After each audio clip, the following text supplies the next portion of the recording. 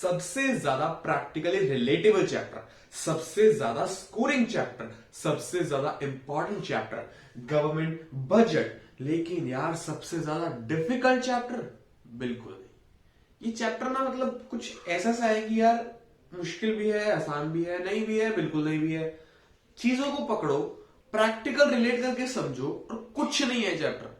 आज आपने इस वीडियो में क्लिक किया है, ये शुरू के 10 सेकंड 15 सेकंड की देख ली है, तो प्लीज सब्र बना के पूरी वीडियो देखो और फिर कुछ समझना है ना तो हक से डिसलाइक करके कमेंट में गाली लिख के जाना कि हाँ भाई मेरा टाइम वेस्ट हुआ, जो कि होगा नहीं, मुझे पक्का पता है। ये वीडियो शांति से बैठ के अपने बेड पे बैठ के, टेबल पे बैठ के, जहां भी बैठ के आप कंफर्टेबल हो, देखो, अच्छे से समझो, साथ एक कॉपी पेन लेके बैठो और फिर जो भी आए मन में नीचे बताना जरूर। ओके, तो गवर्नमेंट बजट चैप्टर के अंदर हमें सबसे पहले पढ़ना क्या है यार? बेसिकली गवर्नमेंट बजट होता क्या है? What is this? 1 February every year, हर साल की 1 फरवरी को सरकार एक बजट निकालती है। बजट यानी कि सरकार जो है, हमारे भारत की सरकार पूरे साल में, आने वाले साल में, जो साल बीत गया उसकी बात नहीं करेंगे हम, आने वाले साल में 1 फरवरी 2021 को निकले बजट में डिस्कस किया जाता है कि भैया 1 अप्रैल 2021 से 31 मार्च 2022 तक क्या क्या खर्चे होंगे यानी कि पैसा दिया जाएगा, चाहे वो एक्सपेंडिचर है, चाहे वो एसेट बिल्डिंग है, ठीक है, चाहे कुछ खरीद रहे, मतलब पैसा बाहर जाएगा।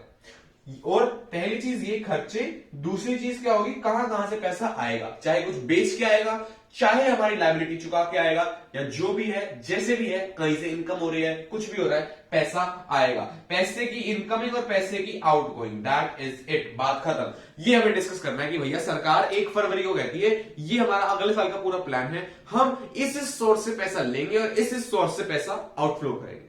हमारा प्लान है, हमारा एस्टिमेट है। जरूरी नहीं है वो उस प्लान पे टिके रहे, जरूरी नहीं है वो प्लान एक्चुअली उतर जाए जो उन्होंने सोचा है, लेकिन मोस्टली ऐसा होता है और वो उसका एस्टिमेट लेके चलते हैं, उसी की बिहाफ पे सारी बातें होती है। अब जब 2021 का बजट आएगा उसके बाद ये भी बताएंगे कि लास्ट ईयर जो बजट हमने निकाला था उससे हम कंप्लाई कर पाए या नहीं कर पाए, लेकिन वो हमारे लिए मेन पार्ट नहीं है। हमें बस ये डिस्कस करना है कि इस बजट में जो आने वाले साल के खर्चे और रिसिप्ट्स की हम बात कर रहे हैं वो कैसे होंगे, वो क्या होंगे। तो मतलब तो आपको पता लग गया, अब इसकी जरूरत क्यों है यार, बनाते क्यों है इसको, इसका फायदा क्या है? Let's have a look. पहला पॉइंट, पहला रीजन आता है redistribution of income and wealth. देखो हमें पता है यार कि सोसाइटी में कुछ लोग हैं जो बहुत रिच हैं, कुछ लोग हैं जो बहुत पुअर हैं, और कुछ लोग लाई इन द मिडिल, ठीक है। सरकार का एम रहता है कि कोई बहुत ज्यादा रिच भी ना जाए और कोई बहुत ज्यादा पुअर भी ना जाए, मतलब जो आइडियल सरकार का एम होना चाहिए। हमारी एग्जिस्टिंग सरकार का क्या चल रहा है उसके बारे में बात नहीं कर रहे हैं हम, जो होना चाहिए कि बहुत ज्यादा रिच भी ना हो, बहुत ज्यादा पुअर भी ना हो, एवरीबॉडी गेट्स डिसेंट अर्निंग, और उसके बाद तुम्हारी मेहनत पे तुम जितना ज्यादा मेहनत करोगे, जो फील्ड चुनोगे, जितना एक्सप्लोर करोगे, उतना कमाओगे, दैट्स इट। तो सरकार के एफर्ट्स रहते हैं कि यार कि अमीरों से थोड़ा थोड़ा पैसा लेके ना इनको दिया जाए, फ्री फंड में नहीं, कुछ कारण से। तो क्या करते हैं वो, बजट के अंदर सोचते हैं कि हम अमीरों पे किस तरीके से टैक्सेस बढ़ा दें। टैक्सेस का जो वेट है वो रिच सेक्शन में बढ़ा दिया जाता है और सब्सिडीज पुअर के लिए बढ़ा दी जाती है, ताकि इसके लिए चीजों को अफोर्ड करना इजी हो और इसके लिए जो एक्स्ट्रा सरप्लस मनी है वो फालतू वेस्ट ना जाए, वो इकोनॉमी में कहीं ना कहीं काम आए, ये चीज। तो पहला पर्पस हो गया redistribution of income and wealth, जो लोगों की इनकम आ रही है और जो वेल्थ एक्जिस्टिंग है उसको रीडिस्ट्रीब्यूट कहीं ना कहीं इक्वालिटी के पर्पस से, इक्वलाइजेशन के पर्पस से। सेकंड पॉइंट बिल्कुल सिंपल सा है, ग्रोथ इन जीडीपी कैसे ग्रो होता है, हमारे देश का जीडीपी क्या होता है। अगर आपको अब तक नहीं पता जीडीपी क्या होता है, आपने नेशनल इनकम चैप्टर नहीं किया, तो ये आ रहा कार्ड, फटाफट जाओ चैप्टर करके आओ, बहुत अच्छे से मैंने समझा रखा है, ठीक है। तो जीडीपी ग्रो कब होगा, जब हमारे देश की टोटल प्रोडक्शन ग्रो होगी। हमारे देश की टोटल प्रोडक्शन के ग्रो होने में सरकार के रेवेन्यू और एक्सपेंडिचर का भी तो हाथ होता है ना। तो बजट बनाते हुए हम देखते हैं कि हमें किस सेक्टर में कितना एक्सपेंस डालना है, किस सेक्टर से कितना रिसीव करना है, कहां टैक्स रेगुलेशन करनी है, कहां कितनी सब्सिडीज देनी है और कहां हमें खुद का पैसा लगाना है। ध्यान सुनना, सरकार कहां खुद का पैसा लगाएगी प्रोडक्शन को ऊपर करने के लिए, सरकार कहां से टैक्स कम लेगी ताकि प्रोडक्शन ऊपर हो जाए, ये सारी चीजें सोच के वो रिसिप्ट और एक्सपेंडिचर को बैलेंस करती है, उस पॉलिसी में डालती है और उससे हमारी जीडीपी की ग्रोथ होती है। बिल्कुल सिंपल सी बात है। नहीं समझ आया मतलब आपने ये वाली वीडियो नहीं देखी है, जाओ और देख के आओ। तीसरा पॉइंट आता है रीजनल बैलेंस्ड ग्रोथ, यानी कि सरकार चाहती है कि भैया कुछ एरियाज तो ऐसे हैं जहां कुछ प्रोडक्शन नहीं हो रही, बिल्कुल घटिया रूरल एरियाज पड़े हैं जहां सर्विसेज नहीं है अवेलेबल, जो अच्छे से डेवलप नहीं है, जहां का इंफ्रास्ट्रक्चर अच्छा नहीं है, और कुछ एरियाज बहुत पॉश एरियाज पड़े हैं। तो ओवरऑल एक इकोनॉमिक इमेज क्या बनती है? डिसबैलेंस, मतलब हर जगह नहीं है सब कुछ। एक डिसेंट सी लेवल मिनिमम होना चाहिए, वो हर जगह अवेलेबल हो। उसके बाद कोई ज्यादा डेवलप्ड है कोई कम डेवलप्ड है चलेगा, लेकिन सब एटलीस्ट डेवलप तो हो। तो सरकार चाहती है भैया कि कुछ जो एरिया है ना जहां कोई इंडस्ट्री सेटअप नहीं हो रही, जहां प्रोडक्शन नहीं हो रही, वहां कुछ तो प्रोडक्शन हो, तो सरकार उस पर्टिकुलर एरियाज के लिए सब्सिडी ला देती है। कहती है कि अगर तुम इस शहर में इंडस्ट्री खोलते तो तुम्हें पहले 3 साल कोई टैक्स नहीं भरना। ऐसी ऐसी स्कीम्स लाती है जो सरकार के रेवेन्यू और एक्सपेंडिचर में फर्क डालती है, यानी कि बजट में आ गई सारी चीजें। और ये सारी चीजें फोकस करती है रीजनल बैलेंस्ड ग्रोथ की, यानी कि अलग अलग रीजन में जो ग्रोथ हो रही है वो बैलेंस हो जाए।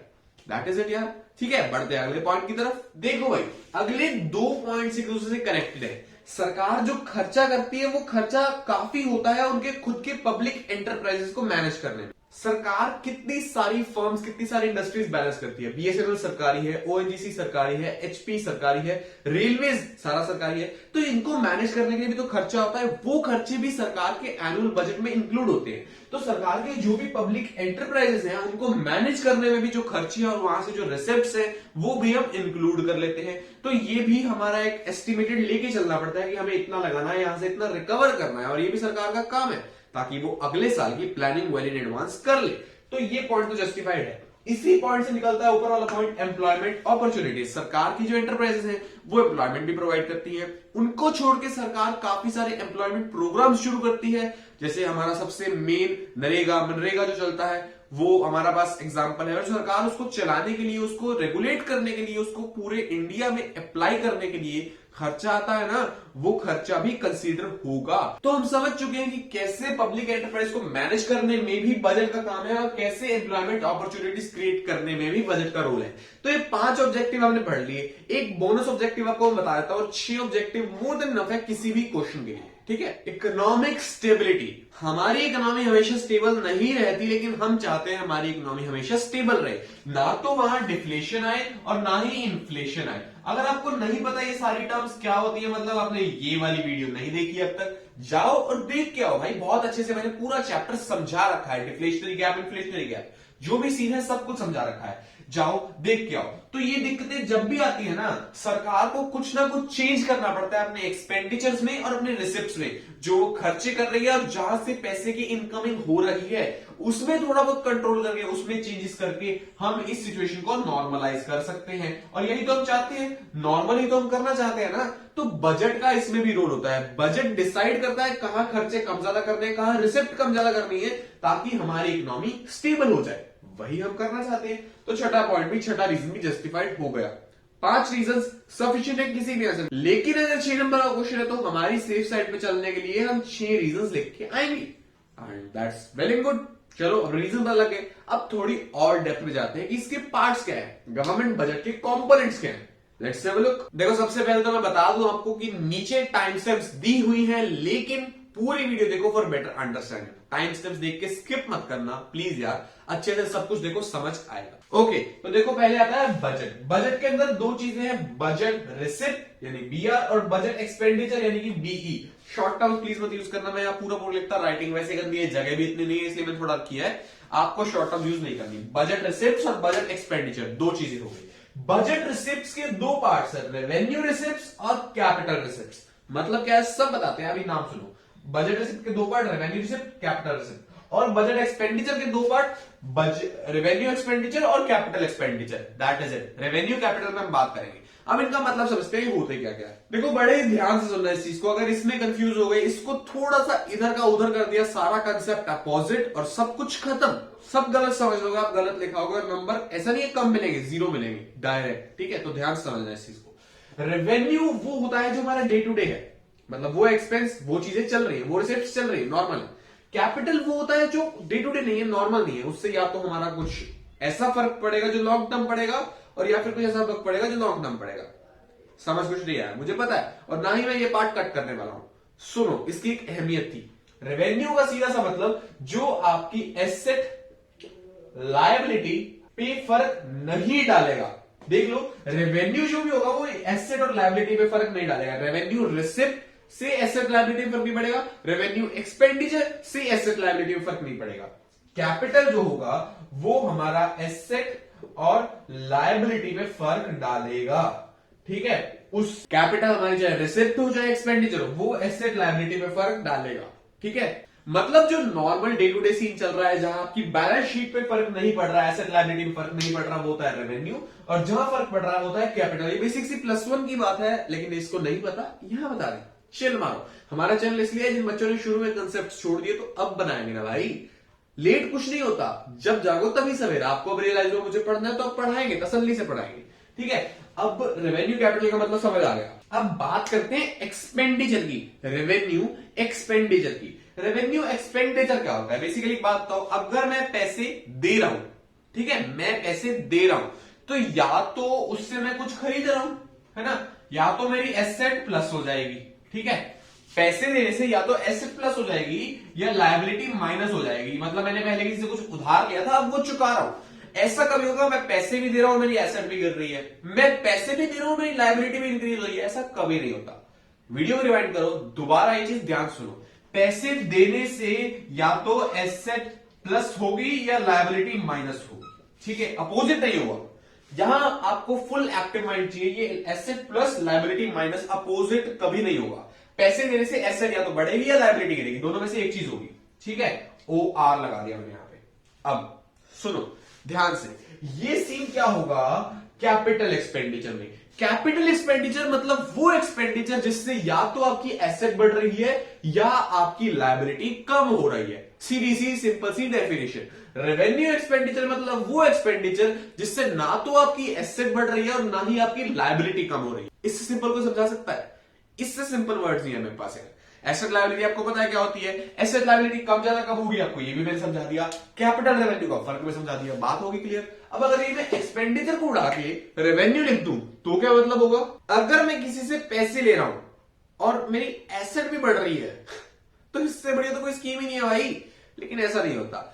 रिसिप्ट यानी कि आप कहीं से पैसे ले रहे हो, कैश आ रहा है, मनी आ रही है, तो इससे या तो आपकी एसेट डिक्रीज होगी, आपने अपनी एसेट बेच के पैसे कमाए, या फिर आपकी लायबिलिटी इंक्रीज होगी, आपने लोगों से पैसे उधार मांगे। सिंपल सी बात है। तो जिस रिसिप्ट से या तो आपकी एसेट डिक्रीज हो या आपकी लायबिलिटी इंक्रीज हो, वो होती है कैपिटल रिसिप्ट। और जिस रिसिप्ट से ना तो आपकी एसेट कम हो ना ही आपकी लायबिलिटी इंक्रीज हो, वो होती है रेवेन्यू रिसिप्ट। इससे सिंपल था भाई कुछ। एसेट लायबिलिटी कम ज्यादा होगी नहीं होगी, इससे आगे कहानी नहीं बढ़ती। बस यही चीज समझनी है। यह पूरा पोर्शन रिवाइंड करके एक बार और देख लो प्लीज, समझ आ गया फिर भी एक बार और देख लो, ऐसे पक्का हो जाएगा ना, माइंड में भूलोगे नहीं कभी। ये चीजें होगी क्लियर। अब इसके थोड़े थोड़े एग्जांपल बात करते हैं। Revenue receipt example, capital receipt example, revenue expenditure example, capital expenditure example. देखते हैं, देखो रेवेन्यू रिसिप्ट्स के अंदर एक तो हो गई टैक्स, हमारी टैक्स रिसिप्ट्स, जिससे ना तो हमारी एसेट कम हो रही है ना हमारी लायबिलिटी इंक्रीज हो रही है। ठीक है, एक होगी उसके अलावा जो भी रेवेन्यू रिसिप्ट है वो आ गए नॉन टैक्स रिसिप्ट्स। इसकी अगर हम बात करें, जो इसमें बुक में दिया हुआ है, इतना इजी कंटेंट है, पढ़ते ही समझ आ जाएगा। स्टिल मैं ऊपर से आपको एक बार बता देता हूं कि कहता क्या है, एग्जांपल इसने क्या कंसीडर किए हुए। देखो टैक्स रिसिप्ट के अंदर दो टाइप्स बनानी है, एक प्रोग्रेसिव टैक्स, एक रिग्रेसिव टैक्स। प्रोग्रेसिव टैक्स वो टैक्स है जो बढ़ती इनकम के साथ बढ़ता जाता है। प्रोग्रेसिव टैक्स यानी कि 1 लाख रुपए कमाने पे आपके ऊपर 10% टैक्स लगेगा, 2 लाख रुपए कमाने पे आपके ऊपर 12% टैक्स लगेगा, और अगर आप 5 लाख से ऊपर कमाते हो तो आपके ऊपर 15% टैक्स लगेगा। जैसे जैसे स्लैब बढ़ती जाएगी टैक्स रेट बढ़ता जाएगा, यानी कि अमीरों पे इसका ज्यादा बर्डन है। रिग्रेसिव टैक्स यानी कि जैसे जैसे स्लैब बढ़ती जाएगी टैक्स रेट उतना रहेगा, फर्क नहीं पड़ेगा। सीधे शब्दों में बात करें, एक बंदा लाख रुपए कमाता है, एक बंदा 10 लाख रुपए कमाता है।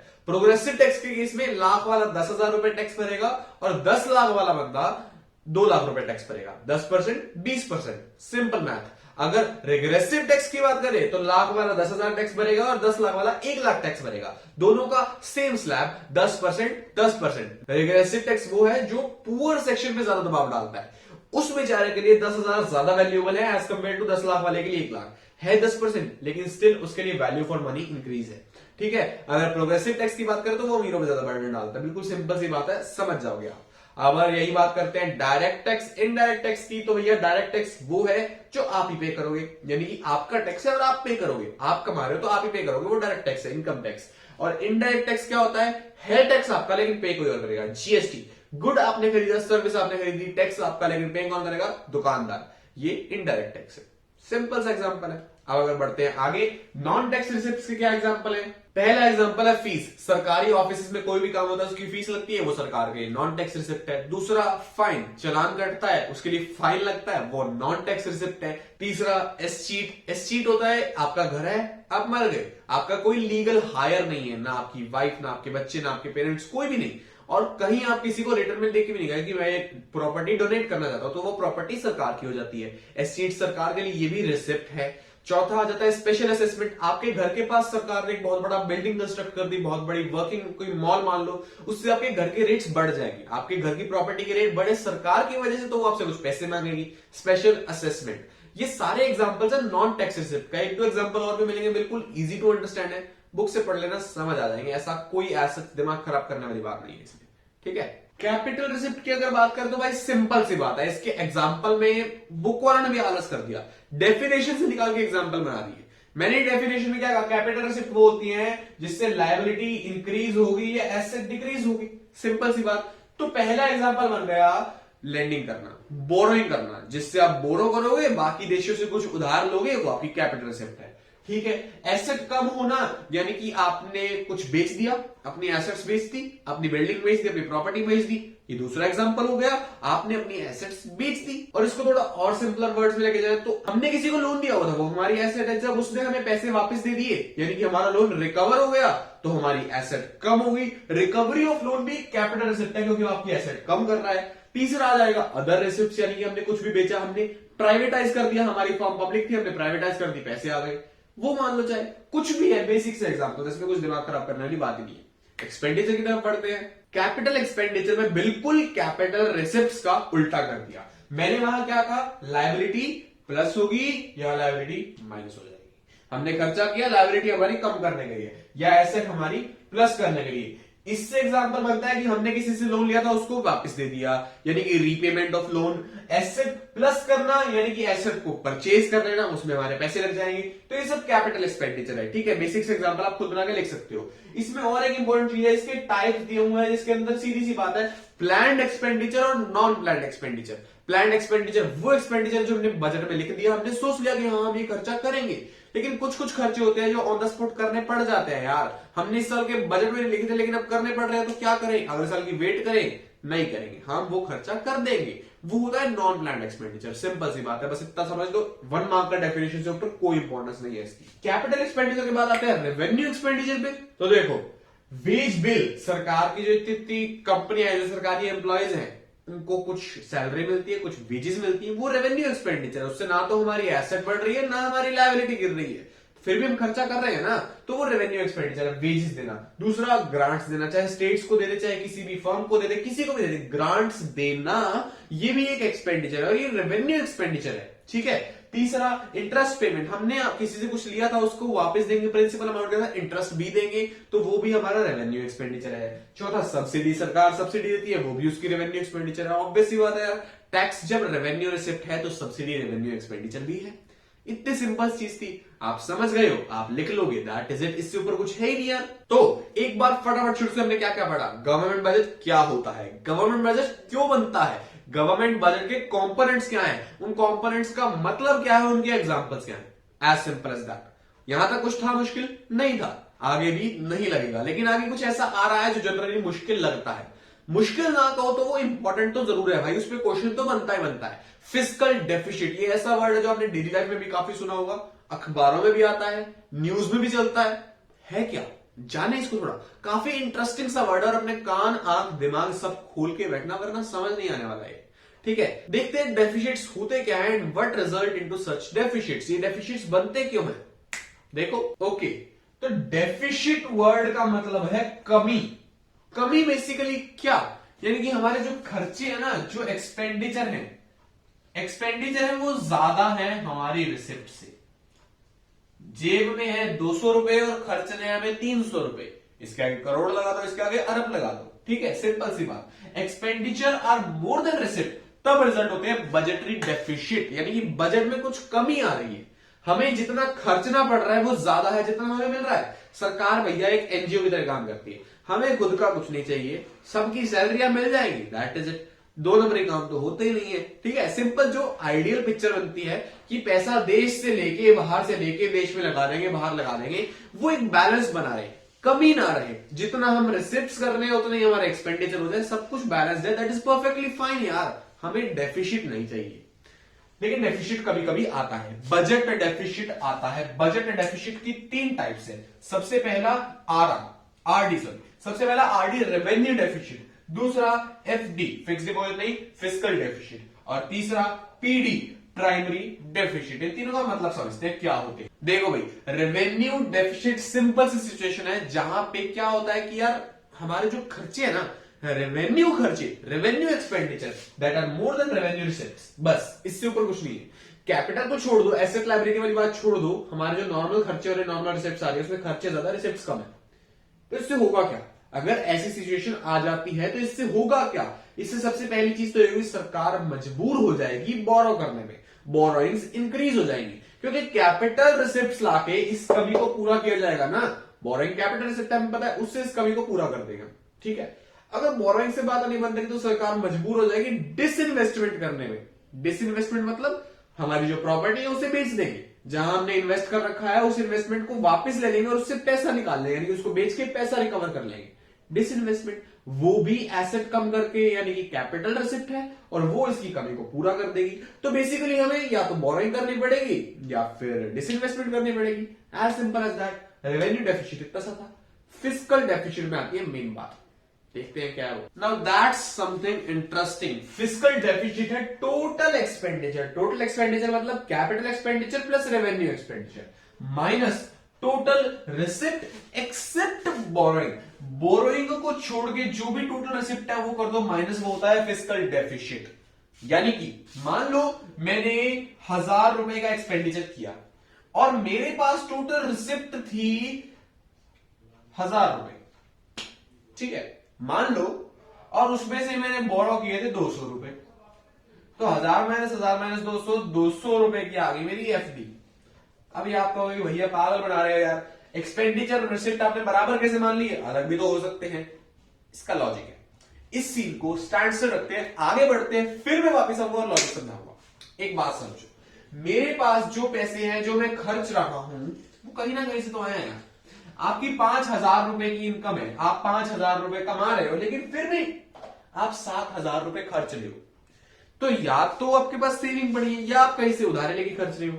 कहीं से तो वो पैसे आ रहे हैं ना, कहीं से तो आ रहे हैं। आप घर पे नोट तो छाप ही रहे, तो कुछ भी हो जाए भैया, हमारी जो टोटल रिसिप्ट है और टोटल एक्सपेंडिचर है वो तो बराबर रहेंगे।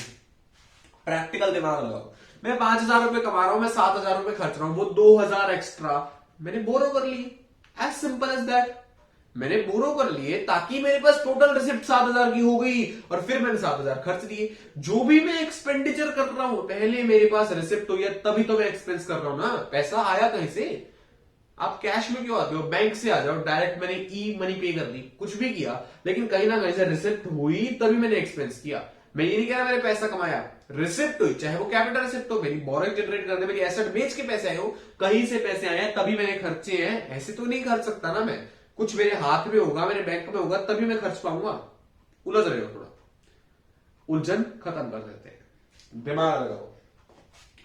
टोटल एक्सपेंडिचर, टोटल रिसिप्ट और बोरोइंग, तीन ही टर्म्स है हमारे पास, सिंपल तीन ही टर्म्स है ना। देखो एक बार, total expenditure minus total receipt minus borrowing. मैंने ठीक ही लिखा है ना, कुछ गलत तो नहीं लिखा। टोटल एक्सपेंडिचर माइनस ब्रैकेट में टोटल रिसिप्ट माइनस बोरोइंग, ठीक है, एज सिंपल एज दैट। अब मैंने कहा कि यार जितने रुपए मैं खर्च रहा हूं उतने रुपए कहीं से आए तभी तो खर्च रहा हूं, ऐसे तो नहीं खर्च रहा। इस लॉजिक को स्टैंड से रखो, total expenditure minus total receipt plus borrowing, minus minus leads to plus, is equal to fiscal deficit. अब भैया सीधी सी बात, फिस्कल डेफिसिट और बोरिंग बराबर होते हैं, ये आपकी बुक में आपको लिखा लिखा मिल जाएगा, लेकिन मैं इसको प्रूव करता हूं। टीचर जनरली बताते हैं ये बेटे फॉर्मूला है फिस्कल डेफिसिट का और फिस्कल डेफिसिट बोरिंग बराबर होता है, ठीक है, दैट्स डन, गलत नहीं है उसमें कुछ। लेकिन मेरे चैनल पे आगे मेरी सीधी सी बात है कि मैं झूठ नहीं बोलूंगा, मैं आपको चीज चिपकाऊंगा नहीं। मैं वो सेल्समैन नहीं हूं भैया ये शर्ट बहुत अच्छी लग रही है ले जाओ। क्यों अच्छी लग रही है, क्या खास है इसमें, ये फॉर्मूला क्यों ऐसे बना, ये फॉर्मूला बनाने वाले ने कुछ तो सोचा ना। ये फॉर्मूला बनाने वाले ने ये सोचा कि भैया जो भी एक्सपेंडिचर हो रहा है, मैं अगर आज मेरे शूज पे 10,000 रुपए खर्च रहा हूं, फिर चाहे मैं घर में 2,000 रुपए कमा रहा हूं, 8,000 रुपए कहीं से उधारे लेके खर्च रहा हूं, कहीं से मुझे कैपिटल रिसिप्ट हो रही है तभी मैं खर्च रहा हूं ना, कुछ तो ऐसा हो रहा है ना। तो बोरिंग जो है उसको माइनस कर दिया, डन है, यहां तक कोई दिक्कत नहीं है। टोटल रिसिप्ट एक्सेप्ट बोरिंग, मेरे को जितनी भी रिसिप्ट हुई उसमें से बोरिंग हटा दो, बस वो रिसिप्ट मुझे कैंसिल करना। आपने टोटल 200 रुपए कमाए हैं और 200 रुपए उसके ऊपर से बोरो किए हैं, टोटल रिसिप्ट हो गई 400 की, उसमें से बोरिंग माइनस कर दो 200, तो वो अमाउंट 200 ही तो निकल के आती है, वही तो आपकी बोरिंग है यार, नहीं समझे। एक बार प्लीज इस वीडियो को थोड़ा सा रिवाइंड करो, देखो जो कंटेंट में समझाना चाह रहा हूं ना, अब उस 1,000 वाली फिगर को देखो, समझ आएगा। वीडियो को रिवाइंड करके 1,000 वाली फिगर को देखो, समझ में आएगा। टोटल एक्सपेंडिचर टोटल रिसिप्ट बराबर होंगे और ये कैंसल आउट होके F D is equal to borrowing prove हो जाएगा। मैंने काफी मतलब उलझा के चीज समझाई है, मुझे जहां तक लगता है ये चीजें पर्सनल लेवल पे बिल्डअप होती है, चीज को एनालाइज करके बिल्डअप होती है। मैं जब पढ़ रहा था मैंने एक चीज किसी टीचर से नहीं समझी थी, खुद दिखा, दिमाग लगाया, सोचा, समझा, मुझे आइडिया आया, फिर मैं टीचर से डिस्कस किया, उन्होंने कहा हाँ ऐसे ही तो होता है, दैट्स सिंपल। पता उनको भी है, नॉलेजेबल वो भी है, लेकिन काफी टीचर्स बताते नहीं है, ठीक है, ऐसी सीन होता है। तो मतलब दिमाग लगाओ, चीज को समझो, टोटल एक्सपेंडिचर टोटल रिसिप्ट बराबर ही होंगे, उस टोटल रिसिप्ट में से आपने बोरिंग को हटा दिया, फिर वो ब्रैकेट के बाहर वाले माइनस से जुड़ के प्लस हो गया और वही तो आपका एफडी है, दैट इज इट, कुछ नहीं है। वीडियो को करो रिवाइंड, 1,000 वाली फिगर के साथ एग्जांपल क्या समझो, अब देखो समझ आएगा। बड़ा बड़ा बोल्ड बोल्ड में लिख दिया fiscal deficit is equal to borrowing. सीधे शब्दों में देश के अंदर जो भी एक्सपेंडिचर है और जो भी रिसिप्ट्स है उसके अंदर जो गैप है, यानी कि एक्सपेंडिचर ज्यादा है रिसिप्ट कम है, उस गैप को फुलफिल कैसे करेंगे, बोरो करके। वो बोरोइंग ही फिस्कल डेफिसिट है। अगर हम 2,000 रुपए से शॉर्ट पड़ रहे हैं, हमारे जो खर्चे हैं और हमारे जो एक्सपेंडिचर, हमारे जो खर्चे हैं और हमारे जो रिसिप्ट है वो 2,000 रुपए कम पड़ रहे हैं, रिसिप्ट कम पड़ रही है, तो यानी कि एफडी क्या हुई 2,000। इसको और तरीका सिंपल समझने का ये है कि हमारे पास गरीबी आ गई, हमें खर्चा करना है 10,000 का, लेकिन जेब में 8,000 है सिर्फ, ठीक है, रिसिप्ट 8,000 की, एक्सपेंडिचर 10,000 का, तो 2,000 रुपए का हमारा एफडी हो गया। यहां तक क्लियर है। फिस्कल डेफिसिट अराइज रुपीज 2,000, ठीक है, 2,000 रुपए हम कहीं से बोरो कर लेंगे, वही बोरोइंग तो 2,000 हो जाएगी, तो फिस्कल डेफिसिट बोरोइंग बराबर होती है। यहां तक क्लियर है, समझ गए फिस्कल डेफिसिट क्या है, नहीं समझे तो आपने मतलब वीडियो रिमाइंड करके नहीं देखी, that is it. Fiscal deficit से होगा क्या, हमारे देश में अगर फिस्कल डेफिसिट है तो उससे हमारे देश को क्या नुकसान, ऐसा क्या हो जाएगा। 5 पॉइंट से पहला पॉइंट है इन्फ्लेशनरी स्पाइरल। देखो सीधी सी बात है, अगर हमारे खर्चे ज्यादा रिसिप्ट्स कम, तो हम बाहर से बोरो करेंगे। बोरो कर क्या कर रहे हैं, खर्चा कर रहे हैं, सरकार खर्चा कर रही है, यानी कि पैसा मार्केट में आ रहा है, मार्केट में पैसा ज्यादा होने से मार्केट में चीजों के प्राइसेस अप जाएंगे, चीजों के प्राइसेस अप जाने से सरकार का जो अगले साल बजट बनेगा उसके अंदर भैया चीजों के प्राइस आएंगे और सरकार के खर्चे भी तो बढ़ेंगे ना, ऑब्वियस सी बात है। पहले मार्केट में पैसे का इनफ्लो ज्यादा कर दिया, यानी कि सबके पास ज्यादा पैसा है, डिमांडिंग पावर ज्यादा है, डिमांडिंग पावर ज्यादा होने से प्राइसेस अप है, प्राइसेस अप होने से अगले साल के सरकार के खर्चे भी ज्यादा होंगे, एज सिंपल एज दैट। जब अगले साल के खर्चे भी ज्यादा हो गए हैं तो अगले साल और बोरो करना पड़ेगा, फिर अगले साल और बोरो करना पड़ेगा, इन्फ्लेशन आई, लेकिन स्पाइरल, इन्फ्लेशन फिर और इन्फ्लेशन फिर और इन्फ्लेशन फिर और इन्फ्लेशन, बढ़ती गई बढ़ती गई बढ़ती गई, वो रुक ही नहीं रही भैया। आपने एक बार गलती कर दी, फिर वो उसके अंदर फंसते जा रहे हो, फंसते जा रहे हो, फंसते जा रहे हो, समझ गए ना, समझा दोगे आप, कोई दिक्कत नहीं है। एक रीडिंग बुक से मेरी वीडियो देख ली, एक रीडिंग बुक से फिर मेरी वीडियो दोबारा देख लो और उसके बाद लिखोगे बड़ा अच्छा, सिंपल, ठीक है। अब सेकंड पॉइंट की बात करते हैं। Second point says national debts for future generation, हमारी जो आने वाली जनरेशन है उसके लिए हम नेशनल डेट छोड़ के जा रहे हैं, देश पे कर्जा है आने वाले जनरेशन के लिए, एक लायबिलिटी छोड़ के जा रहे हैं। सिंपल सा कौन है, सिंपल सा कॉन्सिक्वेंस आपके सामने है, कुछ नहीं है इससे ऊपर ये। तो भाइयों अगला कॉन्सिक्वेंस यानी कि अगला पॉइंट आता है vicious cycle of low GDP growth. Vicious word का मतलब क्या है, विशियस होता है जहरीला, जहरीला साइकिल ये कैसे बना, मतलब क्या कहना क्या चाहता है ये। देखो भाई, जब हम फिस्कल डेफिसिट में आए तो हमने बाहर वाले देशों से या अपने ही देश में से कुछ बोरो किया, प्राइवेट सेक्टर से, प्राइवेट बैंक से, कहीं से भी हमने बोरोइंग की, ठीक है, हमने उधार लिया पैसा, हमने यानी कि सरकार ने पैसा उधार लिया। उसके बाद क्या होगा भैया कि जो जीडीपी ग्रोथ वाला ऑब्जेक्टिव मैंने आपको समझाया था वीडियो के शुरू में, वहां ये बात थी कि सरकार प्राइवेट सेक्टर में और पब्लिक सेक्टर में सिस्टमैटिक इन्वेस्टमेंट करती है ताकि जीडीपी ग्रो हो, प्रोडक्शन बढ़े। लेकिन अभी हमारी हालत तो ऐसी है भैया कि हमारे पास रिसिप्ट तो है ही नहीं, हमारे पास रिसिप्ट तो है ही नहीं, हमारे खर्चे रिसिप्ट से ज्यादा हैं, इसीलिए तो हम बोरो कर रहे हैं। और रिसिप्ट ना होने का मेन कारण ये है कि पहले और हमारा जीडीपी एग्जिस्टिंग इतना सफिशिएंट नहीं था। थोड़ी घूम रही है आई थिंक सो। सुनो दोबारा वापस आते हैं कि भैया हमारे पास जो खर्चे हो रहे हैं वो खर्चे ज्यादा है रिसिप्ट से, तो हमने बाहर से बोरो किया। अब हम वो जो बोरोइंग्स हैं वो बिल्कुल नेसेसरी जगह जहां बहुत ज्यादा अटमोस्ट जरूरत है वहां खर्चा करेंगे। हम जीडीपी ग्रोथ को एज अ मतलब प्राइवेट सेक्टर में या पब्लिक सेक्टर में पैसा नहीं लगाने वाले, हम वहां पैसा लगाने वाले हैं जहां अगर ना लगाए तो हमें नुकसान ना हो जाए। ठीक है, जो प्रायर कमिटमेंट्स कर रखी है, पहले कहीं इंटरेस्ट देना है, किसी को लीज पे लैंड थी उसके पैसे देने हैं, जो सबसे ज्यादा जरूरी कमिटमेंट्स है उनको पूरा करेंगे। ठीक है, तो हमारी जीडीपी ग्रोथ आगे नहीं होगी और उसके ना होने से हमारे पास अगले साल फिर से रिसिप्ट नहीं आएगी। सुनो, सबसे पहले क्या किया हमने, बोरिंग की। उससे क्या हुआ, जीडीपी ग्रोथ कम हो गई। जीडीपी ग्रोथ कम क्यों हो गई, क्योंकि हम यहां पैसा नहीं खर्च रहे, हम जीडीपी ग्रोथ को बढ़ाने में पैसा नहीं खर्च रहे। उससे क्या होगा, हमारी अगले साल की जो रिसिप्ट्स हैं वो भी कम हो जाएंगी। उससे क्या होगा, हमारी फिर से भैया बोरिंग करनी पड़ेगी, फिस्कल डेफिसिट में आ जाएगी। तो ये विशियस साइकिल है, इसलिए हम घूमते रहेंगे और फंस जाएंगे यार। कोई इसका इलाज नहीं है, कोई इसका सोल्यूशन नहीं है, ये दिक्कत है, दैट्स द इश्यू। इसको समझ गए ना, यही पॉइंट है और कुछ नहीं है। बढ़ते हैं फोर्थ पॉइंट की तरफ, क्राउडिंग आउट। क्राउडिंग आउट क्या होता है यार, देखो बेसिकली सीधी सी बात ये है, थोड़ा ना आपको इलॉजिकल लगेगा लेकिन स्टिल जो सेंस है इसकी वो मैं समझाता हूं। जब सरकार पैसा उठा लेती है, मार्केट में 1000 करोड़ रुपए पड़े हैं लेंडिंग के लिए, सरकार ने 900 करोड़ रुपए बोरो कर लिए क्योंकि उसको चाहिए थे, तो मार्केट में 100 करोड़ रुपए बचे। ऑल्दो वो 900 करोड़ मार्केट में ही जाने वाले हैं, फ्लो वही होने वाला है, लेकिन अगर किसी प्राइवेट इन्वेस्टर को लोन्स चाहिए तो बैंक्स के पास, प्राइवेट इंस्टीट्यूशंस के पास पैसे लोन देने के लिए कम बच गए। अब वो कम बचे हुए पैसे उनको दिक्कत होगी ना देने में यार। लाइक अगर मैं एक प्राइवेट इन्वेस्टर हूं, मुझे आज बैंक से लोन चाहिए, मैं लेने जाता हूं, उससे पहले ही सरकार ने बोरो कर लिया अपना फिस्कल डेफिसिट रिकवर करने के लिए, तो मुझे तो दिक्कत होगी ना यार। इस इफेक्ट को कहते हैं क्राउडिंग आउट। सबसे सिंपल पॉइंट, रेयर इसका मतलब इसका 1 मार्क कुछ नहीं बनेगा, आपको डायरेक्ट क्वेश्चन पूछा जाएगा कॉन्सिक्वेंसेस ऑफ फिस्कल डेफिसिट, वहां 5 बताओगे, उस 5 में से एक ही होगा, अदरवाइज इसका इंडिपेंडेंट कोई क्वेश्चन नहीं बनता। ठीक है, टेंशन मत लेना इतनी, जो बेसिक सी बात मैंने बताई वही बुक में पढ़ो, फिर वीडियो देखो, समझ आ जाएगी। डन है।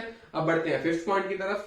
पांचवा पॉइंट भैया, हमारी क्रेडिबिलिटी खत्म होती है। इसको अगर बुक वाली लैंग्वेज में बात करें तो वाली का इरोजन ऑफ गवर्नमेंट क्रेडिबिलिटी। हमारी सरकार की क्रेडिबिलिटी कम होती है। क्रेडिबिलिटी यानी कि बेसिकली हमारी गुडविल बाकी देशों की नजरों में, हमारी इमेज बाकी देशों की नजरों में। वो क्या सोचते हैं यार, कैसा वाहियत देश है, इससे खुद के खर्चे ही पूरे नहीं होते, इसको हर साल बोरो करना पड़ता है, हर साल ये फिस्कल डेफिसिट में आगे खड़ा हो जाता है। अबे इसको प्लानिंग नहीं आती, इसको बजट बनाना ही नहीं आता, ये लोगों से टैक्स रिकवर ही नहीं कर पा रहा, इसकी रिसिप्ट सफिशिएंट नहीं है। कैसा बेकार देश है, इससे डील नहीं करनी, इससे एग्रीमेंट ही नहीं करनी, इसको पैसे देने नहीं। हमारी इमेज वर्ल्ड वाइड बहुत ज्यादा खराब होती है, and that's a major con यार, बहुत बड़ी दिक्कत है ये। और ये कॉन्सिक्वेंस है फिस्कल डेफिसिट का, that is it. Fiscal deficit के 5 कॉन्सिक्वेंस, 5 नंबर हंसते हंसते मिल जाएंगे आपको। 6 नंबर में है तो पहले फिस्कल डेफिसिट का मतलब बता दो, फिर 5 कॉन्सिक्वेंस बना दो और फिर एक छोटा डायग्राम बना दो, बस 6 नंबर मिल जाएंगे। कंक्लूजन दे देना एंड में, कुछ भी 2 लाइनों का चलेगा। अब लास्ट जो तीसरा हमारा डेफिसिट था, प्राइमरी डेफिसिट, उसकी बात करते हैं। चैप्टर का था तीसरी चीज वाज पीडी यानी कि primary deficit. Primary deficit basically होता है fiscal deficit minus interest payment. देखो आप इस साल ये चैप्टर पढ़ रहे हो, इसका मतलब ये तो नहीं हमारी इकोनॉमी इसी साल से काम करना शुरू हुई है, कब से चला जा रहा है। तो हमारा अगर आज फिस्कल डेफिसिट आ रहा है तो चांसेस है कि पहले भी कभी आया होगा ना, हमने पहले भी कभी कहीं से बोरो कुछ किया होगा, सरकार ने बोरोइंग्स की होगी तो उसका इंटरेस्ट भी चुकाना होगा। प्राइमरी डेफिसिट और फिस्कल डेफिसिट में सीधा सा फर्क है। फिस्कल डेफिसिट कहता है आपने क्या बोरो किया भाई, बताओ आपने जो बोरो किया वो आपका फिस्कल डेफिसिट है, यानी कि आपके खर्चे आपके रिसिप्ट से कितने ज्यादा थे वो आपका फिस्कल डेफिसिट है। प्राइमरी डेफिसिट कहता है आपने क्या बोरो किया मुझे वो बताओ, लेकिन आपने अगर 100 रुपए बोरो किए हैं अपना पुराना इंटरेस्ट चुकाने के लिए, वो मुझे नहीं जानना, बाकी बताओ। एक केस से समझते हैं। मान लो सरकार की एक्सपेंडिचर है 1000 रुपए, रिसिप्ट है 600 रुपए, हमने 400 रुपए की बोरोइंग की, यानी कि 400 रुपए हमारा एफडी यानी कि फिस्कल डेफिसिट था। डन है यहां तक। अब बात आती है भैया कि इस 400 में से ना जो हमारा 1000 रुपए एक्सपेंडिचर था उसके अंदर से हमें 200 रुपए पिछले साल का इंटरेस्ट देना था, पिछले साल का इंटरेस्ट देना था। अब भैया ये 200 रुपए इस 400 रुपए के अंदर इंक्लूडेड है।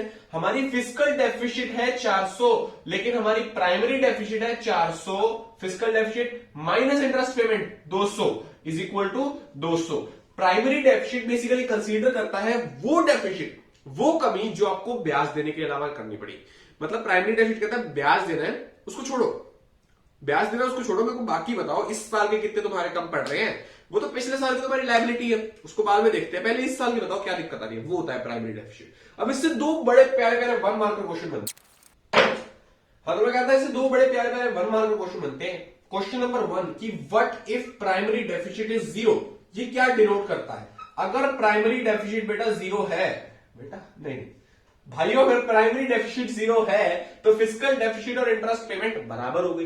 फिस्कल डेफिसिट और इंटरेस्ट पेमेंट बराबर होने का सीधा सा मतलब ये आता है कि हमें जितनी भी बोरोइंग करनी पड़ रही है ना, हम जितना भी डेफिसिट फिस्कल फेस कर रहे हैं वो सिर्फ पुरानी लायबिलिटीज को चुकाने के लिए फेस कर रहे हैं। अगर हमारा फिस्कल डेफिसिट 1000 रुपए है और हमारे इंटरेस्ट पेमेंट भी 1000 रुपए है, तो मतलब इस साल का तो हमारा सीन सही चल रहा है, हमारे जितने रिसिप्ट है उतने एक्सपेंडिचर है, बढ़िया। हम जो भी बोरो कर रहे हैं वो पुराने इंटरेस्ट को चुकाने के लिए कर रहे हैं। पहला क्वेश्चन ये, what does primary deficit 0 indicate? दूसरा क्वेश्चन बनता है कि भैया अगर प्राइमरी डेफिसिट और फिस्कल डेफिसिट बराबर होंगे यानी कि इक्वल होंगे तो क्या मतलब है? तो मतलब इंटरेस्ट पेमेंट 0 है। इंटरेस्ट पेमेंट 0 होने का मतलब हमारे पिछली कोई लायबिलिटी एग्जिस्ट नहीं करती, हमने पहले किसी का कोई ब्याज नहीं देना, जो है वो अब है, अभी है, और यही है। प्राइमरी डेफिसिट फिस्कल डेफिसिट बराबर है, तो जो दिक्कत आ रही है, जो बोरिंग करनी है, वो इसी साल के ड्यूज को क्लियर करने के लिए करनी है। That is it. और चैप्टर होता है हमारा यही खत्म।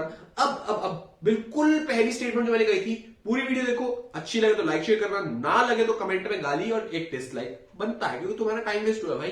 तो बताओ यार क्यों नहीं अच्छी लगी, क्या नहीं समझ आया, मेरे अंदर कुछ कमी लगी मेरे पढ़ाने के तरीके में, जो भी वे लगा आपको, जो भी लगा दिल खोल के कमेंट्स में लिखो, एंड जो भी आपको लगता है प्लीज मुझे बताओ। धन्यवाद। ये एंड स्क्रीन डिस्प्ले हो रही है, प्लीज यहाँ पे जाके मेरी और प्लेलिस्ट चेक करो, यहाँ सब्सक्राइब भी कर सकते हो आप, एंड जो भी आपको अच्छा लगे आप करो यार। आप एक अच्छे व्यू हो, आपने इतनी लंबी वीडियो देखी, जो वैल्यू लगी आप कर सकते हो। Thank you so much.